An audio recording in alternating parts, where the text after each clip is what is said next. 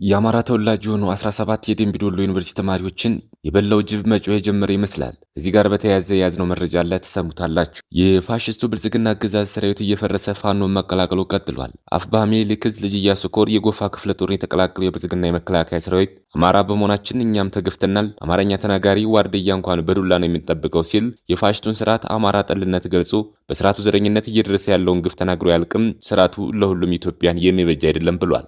206ኛ ኮር ትምህርትን ለማስጀመር ከመምህራን ከርዕሰ መምህራን ጋር እያደረገ ያለውን ውይይት የአረመኔው ሰራዊት በመምህራን ላይ በሚያደርገው አፈናና እስር ምክንያት ተደናቅፏል። አገዛዙ በውጊያ የተገደሉ የራስ ወታደሮችን አስክሬን በድሮን ደበደበ። በምስራቅ አማራ ቀጠና ከወልዲያ ከተማ ዙሪያ አካባቢዎችን ጨምሮ እስከ ቃሊምና ቃሊም ዙሪያ አካባቢዎች ድረስ በተደረገው ተጋድሎ በመቶዎች የሚቆጠሩ የአገዛዙ ወታደሮች ሙትና ቁስለኛ መደረጋቸውን ጣቢያችን ለማረጋገጥ ችሏል። ህወሓት የአሜሪካው አምባሳደር ኤርቪን ማሲንጋ ትናንት ሁመራ ላይ ያደረጉት ንግግር የፕሪቶሪያውን ስምምነት ተፈራራሚ ወገኖች ይበልጥ የሚያራርቅ ነው በማለት ተቸ። በኢትዮጵያ ኦርቶዶክስ ቤተክርስቲያን ስር የተዋቀረው የራያ ሀገረ ስብከት ራሱን መንበረ ሰላማ እያለ የሚጠራው የትግራይ ኦርቶዶክስ ቤተክርስቲያን አባቶች ስብስብ ከህወሓት ታጣቂዎች ጋር በመቀናጀት በሀገረ ስብከቱ በካህናት በምዕመናን ላይ በታቀደና በተደራጀ አኳኋን ከፍተኛ ግፍና በደል በመፈጸም ላይ ይገኛል ሲል አርብ ዕለት ባወጣው መግለጫ ከሰሰ። እስከ መጨረሻው ድረስ አብራችሁ ስትቆዩ እነዚህና ሌሎች ያልተሰሙ መረጃዎችን በዝርዝር እናስደምጣችኋለን። የሚዲያችን ተደራሽነት እንዲበዛ ቪዲዮ ላይክ፣ ቻናሉ ሰብስክራይብ እና ሼር እንዲሁም ኮሜንት መስጫ ሳጥን ድል ለአማራ ፋኖ የሚል አስተያየት እያስቀመጣችሁ አብራችሁን ሆኑ።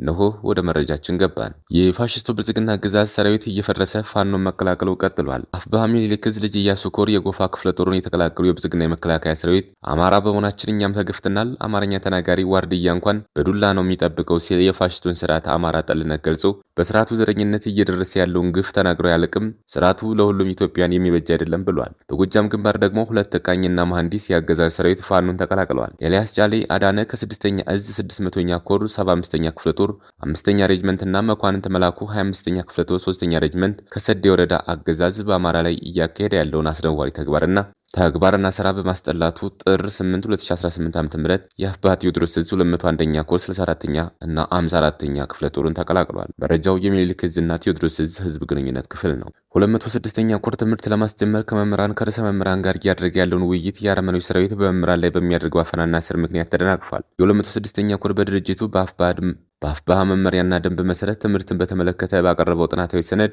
ተንተርሶ 206ኛ ኮር የመማር ማስተማሩን ሂደት ለማስጀመር ከባለድርሻ አካላት ጋር ውይይት እያደረገ ሰንብቷል። ኮሩ በሚንቀሳቀስባቸው ባለ ሁሉም ወረዳዎች በመምህራን በማወያየትና ሰነዱን ለተሳታፊዎች በማቅረብ ትምህርትን ለማስጀመር የጋራ ኮሚቴ አቋቁሞ ወደ ስራ በሚገባበት ወቅት የአረመኔው ስርዓት መምህራን በማፈን ደሞዛቸውን በመንጠቅ ከፍተኛ በደል እየፈጸመባቸው ይገኛል። ኮሩ በተቆጣጠረባቸው ቀጠናዎች በአረመኔው ሰራዊት የፈራረሱ ትምህርት ቤቶችን ጨምሮ አገልግሎት የሚሰጡ የጤና ተቋማትን ክፍት በማድረግ መምህራን እንዲጎበኙ ሲሆን የህዝብ አገልግሎት ሰጪ ተቋማት በልዩ ሁኔታ ጥበቃ በሚደረገው 206ኛ ኮር ቀጠና ባንኮች፣ ጤና ጣቢያዎችና የንግድ ተቋማት ለህዝብ ክፍት ሆነው አገልግሎት ሲሰጡ መምህራን ተዘዋውረው ተመልክተዋል። የትግላችን ዓላማ በማጠልሸት የተጠመደው የብልጽግና ተራ ፕሮፓጋንዳ በገሃድ መጋለጥ ሲጀምር መምህራን በማሰርና በማሰቃየት ተጀምረው የነበሩ እንቅስቃሴዎችን አደናቅፏል። ኮሩ ከሚመለከተው አካል ጋር በመወያየት ዘላቂ መፍትሄ ለማምጣት የሚያደርገውን ሙከራ አጠናክሮ የሚቀጥል ሲሆን ተከታታይ የውይይት መድረኮችን በማዘጋጀት ለተለያዩ ባለድርሻ አካላት ጥሪ ያደርጋል።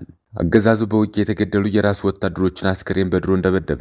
በምስራቅ አማራ ቀጠና ከወልዲያ ከተማ ዙሪያ አካባቢውን ጨምሮ እስከ ቃሊምና ዙሪያ አካባቢዎች ድረስ በተደረገው ተጋድሎ በመቶዎች የሚቆጠሩ የአገዛዙ ወታደሮች ሙትና ቁስለኛ መደረጋቸውን ጣቢያችን ማረጋገጥ ችሏል። ውጊያው የተካሄደው ጥር 5 2018 ዓ.ም ማለዳ ጀምሮ እስከ ምሽት ድረስ ሲሆን ከ13 ሰዓታት በላይ የጨበጣ ትንቅንቅ ነው የተደረገው። በአፋብኃ ምኒልክ ዕዝ ከአሁጃኖ ክፍለ ጦርና ከጀነራል አሳምነው ጽጌ ክፍለ ጦር የተውጣጡ የፋኖ አህዶች ጥር 5 2018 ዓ.ም ማለዳ ጀምሮ ከወልዲያ ዙሪያ ማለትም ጥቁር ውሃ ምላሽን ይዞ እስከ ቃሊም ድረስ በወሰዱት ውጤታማ ነው በተባለ የመከላከልና የመልሶ ማጥቃት እርምጃ በመቶዎች የሚቆጠሩ የአገዛዙ ወታደሮችን በመደምሰስና በርካታ ክላሽንኮቭ መሳሪያ ከነተተኳሽ በማድረግ ድል መቀዳጀታቸውን በዕለቱ ጣቢያችን መዘገቡ አይዘነጋም። ያለምንም ማቋረጥ ለተከታታይ 13 ሰዓታት በተደረገው የጨበጣ ውጊያ ከወልዲያ ከተማ ዙሪያ ሚጦና ጃርሳን ጨምሮ ከጥቁር ውሃ ምላሽ ጀምሮ አለጋዶ፣ አፍሪኬር፣ ቃሊም መገንጠያ፣ ዘንዶ ጅራት ከሳምንት በፊት የአየር መቃወሚያው እስከ ወራሉ የወደመበት ቦታ ቃሊም መገንጠያና ቃሊም ድረስ የተሸፈነ ተጋድሎ ተደርጓል። አገዛዙ ሁለት ሰው አልባ አውሮፕላኖችን ጨምሮ በወልዲያ ሼክ መሐመድ ሁሴን አል አሙዲን ስታዲየም እና በከተማዋ ኢንዱስትሪ መንደር ተብሎ በሚጠራው አካባቢ ባጠመደው ጀነራል መድፍ እንዲሁም በከተማዋ አዲስ ማረሚያ ቤት እየተሰራ በሚገኝበት ጉቦ ተብሎ በሚጠራው አካባቢ ባጠመደው ሞርተር በኤም እና ዙ 23 ታግዞ ከሁለት ዕዝ የተውጣጡ ከ3 ክፍለ ጦር በላይ ወታደሮችን በሚሊሻና አድማ ብተና መንገድ መሪነት በማሰለፍ ሲዋጋ የዋለ ቢሆንም ነገር ግን የሁሉ ግትልትል ኃይል የፋኖን ጥቃት መቋቋም አቅቶት ከባድ የሆነ የሰብአዊና ቁሳዊ ኪሳራ በሚኒሊክ እዝ ስር ከሆጃኖ ክፍለ ጦርና ከጀነራል አሳምነው ጽጌ ክፍለ ጦር የተውጣጡ የፋኖ አዶች በወሰዱ ስኬታማ በሆነ የመከላከልና የመልሶ ማጥቃት እርምጃ በመቶዎች የሚቆጠሩ የአገዛዝ ወታደሮችን መደምሰስ ችለዋል። የጠላት ኃይል በሚደመሰሱበት ወታደሮች ልክ ተጨማሪ ኃይል እያስገባ ያለ ሲሆን ምሽት ላይ ግን የሚጨምረውን ኃይል በማቆም 2 ሰው አልባ አውሮፕላኖችን በማሰማራት ተከታታይ ዘፈቀደ ድብደባዎችን ፈጽሟል። በዚህም በሰዓታት ልዩነት ከ12 ጊዜ በላይ የድሮን ጥቃት የተፈጸመ ሲሆን አገዛዙ የእሱን ስልጣን ለማራዘም ሲሉ ሲዋጉ በፋኖ የተገደሉ የመከላከያ ሰራዊት አባላትን አስከሬን ደብድበዋል። ይህም የፋኖ አባላቱ በውጊያ ከተገደሉ የመከላከያ ሰራዊት አባላት ላይ ክላሽና ሌሎች ወታደራዊ ንብረቶችን እንዳይሰበስቡበት በማሰብ የፈጸመው ዘግናኝ ድርጊት ነው ሲሉ ወታደራዊ ምንጮች ገልጸዋል። በድሮን ጥቃቱ በፋኖ በኩል የደረሰ ጉዳት ባይኖርም ነገር ግን በቤታቸው ውስጥ የነበሩ ንጹሃኖች ተገድለዋል። በጥቃቱ ከተገደሉ ንጹሃኖች መካከል አንድ የቤተክርስቲያን ጠባቂ አባትን ጨምሮ ሌሎች በቤታቸው ውስጥ የነበሩ ሴትና ህጻናት እንደሚገኙበትም ታውቋል። በተጨማሪም ከወልዲያ ከተማ በሚጎነጨፍ መድፍ ህይወታቸው ያለፈና የቆሰሉ ንጹሃኖች መኖራቸው የተነገረ ሲሆን የመድፍ ጥቃቱ የቤት እንስሳቶች ተሰብስበው የተከመረ ማሽላና የጤፍ ነዶ ማውደሙን የመረብ ሚዲያ የምስራቅ አማራ ዘጋቢዎች ለማረጋገጥ ችለዋል። የህዝብ ተወካዮች ምክር ቤት አባሉን አቶ ክርስቲያን ታደለን ጨምሮ በእነ ዮሐንስ ቦያለው መዝገብ ስር የሽብር ወንጀል ክስ የተመሰረተባቸው ተጠርጣሪዎች በግል ስልካቸው ያደረጓቸው የድምፅ ልውውጦች ያለ ፍርድ ቤት ትዕዛዝ መጠለፉን ጉዳያቸው ለሚመለከታቸው ችሎት አስታወቁ። ተከሳሾቹ በአቃቢ ህግ በማስረጃነት የቀረበው የድምፅ ልውውጥ በህጉ መሰረት ስለመፈጸሙ እንዲረጋገጥላቸው አቤት ብለዋል። በአማራ ክልል ካለው የጸጥታ መደፍረስ ጋር በተያያዘ በእናቱ ዮሐንስ ቦያለው መዝገብ ስር የሽብር ወንጀል ክስ የተመሰረተባቸው ተከሳሾች ብዛት 52 ተከሳሾች ናቸው። አቃቢ ህግ በተጠርጣሪዎች ላይ የመሰረተውን የሽብር ክስ ያሰርዱልኛል በሚል የሰው ምስክሮች፣ የሰነድ ማስረጃ፣ የቪዲዮ ኦዲዮስ እና ሰነድ ማስረጃዎች በፍላሽ ያካተተ ገላጭ እንዲሁም የኤግዚቢት ማስረጃዎችን ጉዳዩን ለሚመለከተው ለፌዴራል ከፍተኛ ፍርድ ቤት ልደታ ምድብ የጸረ ሽብርና ህገ መንግስታዊ ጉዳዮች ችሎት አቅርቧል። በተከሳሾች ላይ የቀረቡ የሰው ምስክሮች ቃል አዳምጦ የጨረሰው ችሎቱ አቃቢ ህግ ባቀረበባቸው በሰነድ ማስረጃዎች ላይ ተጠርጣሪዎች አስተያየት እንዲሰጡ ጥር 8 2018 ቀጠሮ ሰጥቶ ነበር። አቃቢ ህግ በማስረጃነት ካቀረባቸው መካከል የተከሳሾች የስልክ ልውውጥ እንደሚገኝበት የጠቀሱ ተከሳሾቹ የዜጎችን የግል ስልክ ልውውጥ መጥለፍ የሚቻለው በፍርድ ቤት ትዕዛዝ ብቻ መሆኑን ለችሎቱ ገልጸዋል። አቃቢ ህግ ባቀረበው የክስ ፋይል ላይ በማስረጃነት የተያዘው የተከሳሾች የስልክ ግንኙነት ጠለፋ በፌዴራል የመጀመሪያ ደረጃ ፍርድ ቤት አራዳ ምድብ ችሎትን በማስፈቀድ የተደረገ መሆኑን አመላክቷል።